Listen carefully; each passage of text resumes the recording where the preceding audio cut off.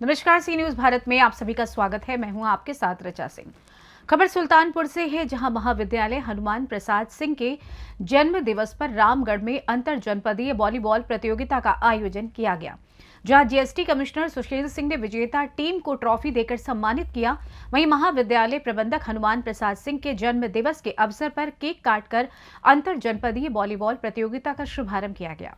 प्रतियोगिता में Mau, Raebareli, Sai hostel, Raebareli, Allahabad, NCR, Ayodhya, Azamgarh, Gorakhpur, Lucknow hostel समेत कुल 8 टीमों ने प्रतिभाग किया। फाइनल मैच गोरखपुर तथा साईं हॉस्टल रायबरेली के बीच खेला गया, जिसमें गोरखपुर टीम ने साईं हॉस्टल रायबरेली को हराकर जीत हासिल की। मुख्य अतिथि के रूप में मौजूद आईजी यातायात सुभाष द्विवेदी ने खिलाड़ियों का उत्साहवर्धन किया।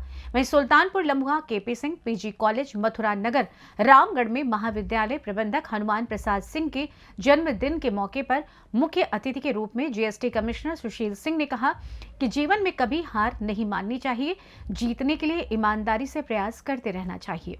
हर खिलाड़ी के अंदर प्रतिभा छिपी रहती है, बस जरूरत रहती है उसे बाहर निकालने की। देखिए ये रिपोर्ट।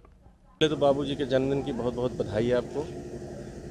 आप लोगों को बहुत बहुत धन्यवाद। आप लोग इतनी सर्द रात में इतने समय तक समय दिए, उसके लिए मैं बहुत बहुत आभारी हूँ आप लोगों का। किस तरह का कार्यक्रम रहा भैया? यह आयोजन बहुत सुंदर रहा। क्षेत्र के जितने भी शारीरिक शिक्षक थे उन लोगों ने बड़ा सहयोग किया, फील्ड बनाने से लेकर के मैच के करवाने तक। और stadium Kanpur Lucknow sport hostel से लड़के आए हुए थे, उनके जो है कोच आए हुए थे, उनके रेफरी आए हुए थे, उन लोगों ने बड़ा सहयोग किया।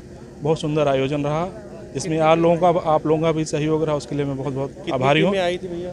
8 टीमें आई हुई थी और सुबह करीब 11 बजे से मैच चालू हुआ है और इतनी शाम तक चला है। आज मौसम बहुत अच्छा था, इसके बारे में कुछ कहेंगे? हमने और क्षेत्र वालों ने, आप सभी लोगों ने बहुत भगवान से प्रार्थना की थी कि आज का दिन ठीक रहे, सुबह से धूप खिली रहे, और भगवान ने सुना और बहुत अच्छा मौसम रहा और बहुत सुंदर मैच भी हुआ। भैया ये आयोजन कितने वर्षों से हो रहा है? आयोजन तो लगभग काफ़ी दिनों से चल रहा है। बाबूजी के जन्मदिन पे छोटे छोटे कार्यक्रम कराए जाते थे, लेकिन विगत 5 वर्षों से जो है वॉलीबॉल का कार्यक्रम कराया जा रहा है। और थोड़ा सा इसमें यह भी सोच रहती है कि पूरे प्रदेश से अच्छे खिलाड़ी आते हैं, राष्ट्रीय स्तर अंतर्राष्ट्रीय स्तर के खिलाड़ी आते हैं। उनको देख करके हमारे ग्रामीण क्षेत्र के जो बच्चे हैं वो थोड़ा उत्साहित होते हैं, उनके अंदर भी खेल भावना जागती है, क्योंकि स्पोर्ट में अब बहुत स्कोप है। आप चाहे वो कबड्डी प्रो आया हो, चाहे आईपीएल आया हो, इस तरह से नए नए आयोजन लोगों की निगाहों में आ रहे हैं। तो बच्चे अगर खेलेंगे तो शिक्षा के अलावा स्पोर्ट में भी उनका जो है कैरियर अच्छा बनेगा। यही सोच के लिए यही सोच रख करके इस कार्यक्रम को कराया जाता है, और ऊपर वाले की कृपा रहे कि यह आयोजन और बड़ा हो, आप लोगों का सहयोग बना रहे। धन्यवाद। क्षेत्र की जनता को क्या संदेश देना चाहेंगे भैया? क्षेत्र की जनता को मैं क्या संदेश दूंगा? क्षेत्र की जनता के साथ तो मैं हमेशा खड़ा हूँ, उन्हीं के सहयोग से यह कार्यक्रम चल रहा है, और मैं उनसे आशा करता हूँ और प्रार्थना करता हूँ कि आप लोग ऐसे सहयोग बनाए रखें, आशीर्वाद बनाए रखें।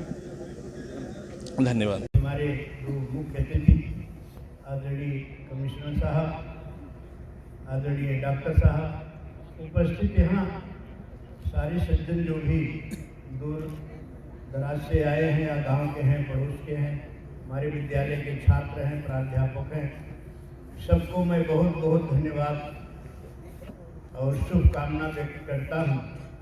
अभी चर्चा थोड़ी देर पहले हो रही थी, हमारे कमिश्नर साहब एक चर्चा उठाए थे, कमरे में उठाए थे, चर्चा हो रही थी इसकी कि परिवार क्यों बिगड़ रहा है। मुझे बड़ा गर्व है, डॉक्टर साहब आप बुरा नहीं मानेंगे, और न कमिश्नर साहब, कि हमारी 3 पीढ़ियां, जिस पीढ़ी पर हमारे बाबा चले उसी अनुशासन में हमारे पिताजी चले, उसी अनुशासन में मैं चला, उसी अनुशासन में आज हमारा परिवार में अवनीश हैं, अतुल हैं, विपिन हैं, या जो भी बच्चे हैं, उसी अनुशासन और उसी परंपरा पर चल रहे हैं। एक परिवार का अगुआ जब एक उदाहरण प्रस्तुत करता है तो लोगों को डर लगती है उसके विपरीत जाने में, और देश की दशा तो इतनी बिगड़ी है कि अगर हर व्यक्ति अनुशासित न हुआ तो ये जंगल राज आने जा रहा है। अरस्तु ने लिखा है कि राजतंत्र होगा, प्रजातंत्र होगा, फिर अत्याचार तंत्र हो जाएगा। सब अपने मन के हो जाएंगे, कोई किसी का न अदब करेगा, न लिहाज करेगा, न सम्मान करेगा, सब अपने अपने मन की करेंगे। यह विद्यालय सिखाता था। हमारे प्राइमरी के अध्यापक कक्षा 5-8 तक पढ़े होते थे और वह किसी को भी, वहाँ कोई बड़ा ठाकुर, बड़ा पंडित या बड़ा छोटा कोई नहीं होता था, हर बच्चा डंडे से मारा जाता था, उस पर शारीरिक दंड दिया जाता था उसको, और जो भी चाहता था उसी क्रम में छात्र हमारे चलते थे। और जितने IAS IPS या यह सिद्धांत बनाने वाले बैठे हैं, सब इसी पेड़ के नीचे पढ़ करके गए हैं और यही आज सिद्धांत की घोषणा कर रहे हैं। हमारी शिक्षा व्यवस्था कैसे होनी चाहिए। जितने वो लोग अपनी बुद्धि लगा रहे हैं शिक्षा व्यवस्था को सुधारने को, उतनी ही हमारी शिक्षा व्यवस्था बिगड़ती चली जा रही है। आज किसी को दिशा ही नहीं मिल रही है, ये शिक्षा कहाँ जा रही है। अध्यापक नहीं समझ पा रहा है कि हम किस रास्ते से चलें, तो बच्चे कहाँ जाएंगे। बच्चे तो बिगड़ ही रहे हैं, संसार बिगड़ रहा है, देश बिगड़ रहा है। अगर इसको संभाला न गया तो सचमुच एक अराजकता वाली स्थिति आ जाएगी देश में, जो हमारे राजनीतिक विचारकों ने कहा है। मैं आप सबको बहुत बहुत धन्यवाद देते हुए, यह विद्यालय, अभी कमिश्नर साहब हमारे इलाहाबाद की चर्चा कर रहे थे, मैं तो बूढ़ा हो गया, लेकिन छात्र मैं ही वही गा रहा।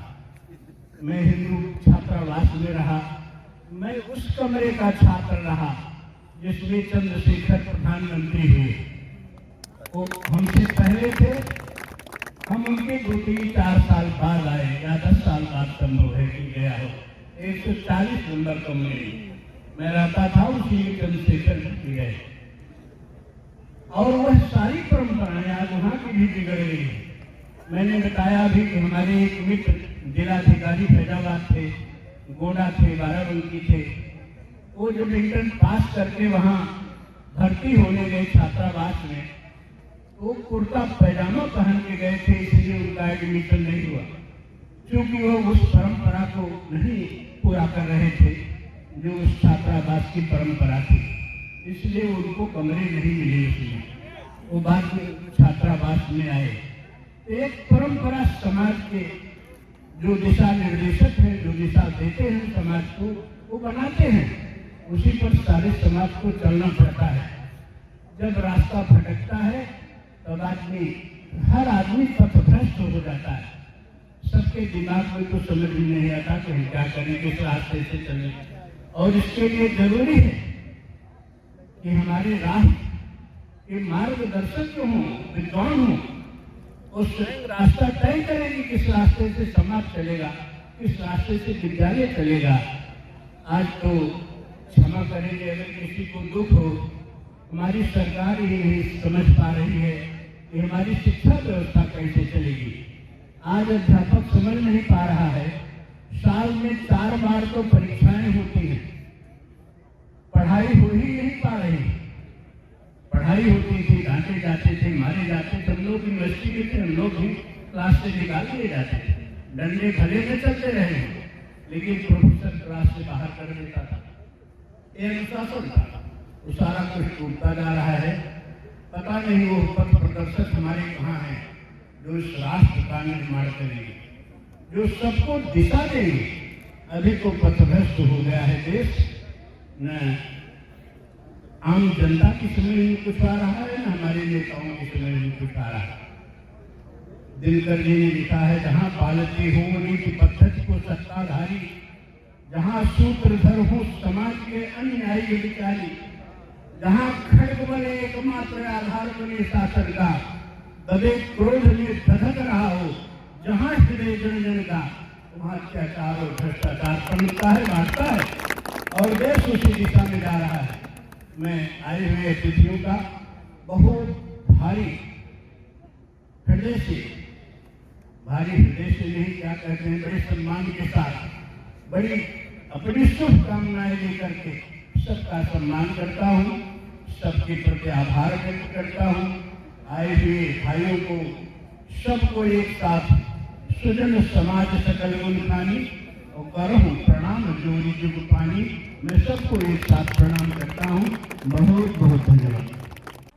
सुल्तानपुर से सी न्यूज संवाददाता वाजिद हुसैन की रिपोर्ट। वहीं इस मौके पर कपाली महाराज आशीष सिंह, प्रदेश अध्यक्ष हिंदू युवा वाहिनी अद्या प्रसाद पांडे, पूर्व कुलपति बीड़ा पांडे, पूर्व लोकसभा प्रत्याशी भाजपा सीओ अब्दुल सलाम, वरिष्ठ अधिवक्ता अरविंद कुमार उर्फ राजा सिंह, बाल चिकित्सक डॉक्टर सुधाकर सिंह, पूर्व जिला जज आरपी शुक्ला आदि लोग मौजूद रहे। महाविद्यालय प्राचार्य अवनीश कुमार उर्फ गुड्डू सिंह ने आए हुए अतिथियों का आभार व्यक्त किया।